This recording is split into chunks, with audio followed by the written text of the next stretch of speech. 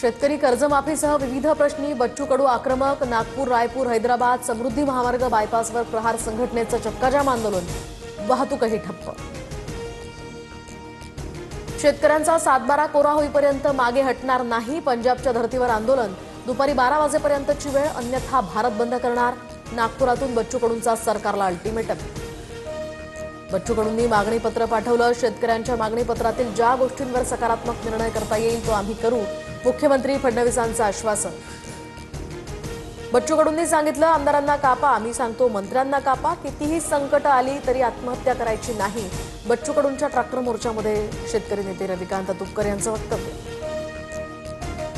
महाविकास आघाडीत राज ठाकरेंना घेण्यावरून आता शरद पवारांच्या राष्ट्रवादीत 2 मतं।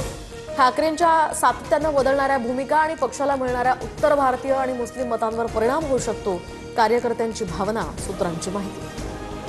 सोलापूर जिल्ह्यामध्ये भाजपचं ऑपरेशन लोटस यशस्वी। रणजित शिंदे, विक्रमसिंग शिंदे यांच्यासह नागनाथ क्षीरसागर आणि सोमेश क्षीरसागर हे आज भाजपात प्रवेश करणार।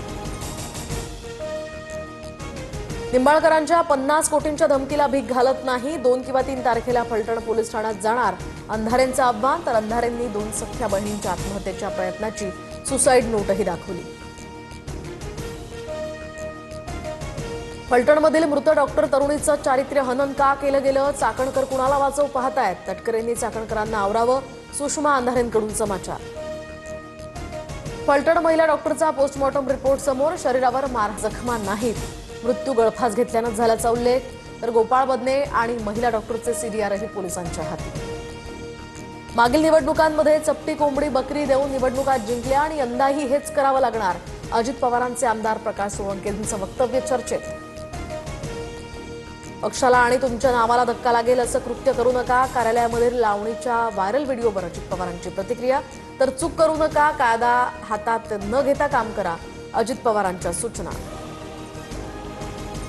समीर पाटील मानहानी प्रकरणामध्ये रवींद्र धंगेकरांना समन्स, 7 नोव्हेंबरला पुणे कोर्टात हजर राहण्याचे आदेश।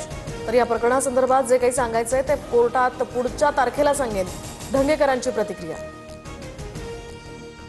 पुणे भाजप शिवसेनेतील वाद, एकनाथ शिंदे वरच्या स्तरावर मिटवणार, दोन्ही पक्षाची लोक एकत्र बसून चर्चा करू, असंही शिंदे म्हणालेत, धंगेकरांची माहिती। जैन बोर्डिंग ट्रस्ट 233 कोटी रुपये गोखले बिल्डरला परत करणार, 30 तारखेला या संदर्भात अर्ज सादर करणार। दोन्ही बाजूंचे प्रतिज्ञापत्र दाखल झाल्यानंतर धर्मादाय आयुक्त निकाल देणार। कबूतरखान्यांसंदर्भात जैन समाजाच्या शिष्टमंडळाकडून बीएमसी आयुक्त भूषण गगराणींची भेट, योग्य जागा उपलब्ध करून देण्याची मागणी। तर लवकरच जागेसंदर्भात माहिती न्यायालयामध्ये सादर करू, गगराणींचं आश्वासन। मोन्था चक्रीवादळामुळे भारताच्या किनारपट्टीवर 3 दिवस मुसळधार पावसाचा इशारा। महाराष्ट्रासह तामिळनाडू, आंध्र प्रदेश, कर्नाटक आणि गोव्यात किनारी भागांसाठी रेड अलर्ट जारी। तुळजापूर लवकरच रेल्वेच्या नकाशावर, 3295 कोटींच्या सोलापूर तुळजापूर धाराशिव रेल्वे मार्गाला प्रशासकीय मान्यता, मंत्री प्रताप सरनाईक यांची माहिती। भारत रशिया भागीदारीतून सुखोई सुपरजेट SJ-100 विमानाची निर्मिती करणार, HL आणि UAC यांचा नागरी प्रवासी विमानांच्या निर्मितीसाठी ऐतिहासिक करार।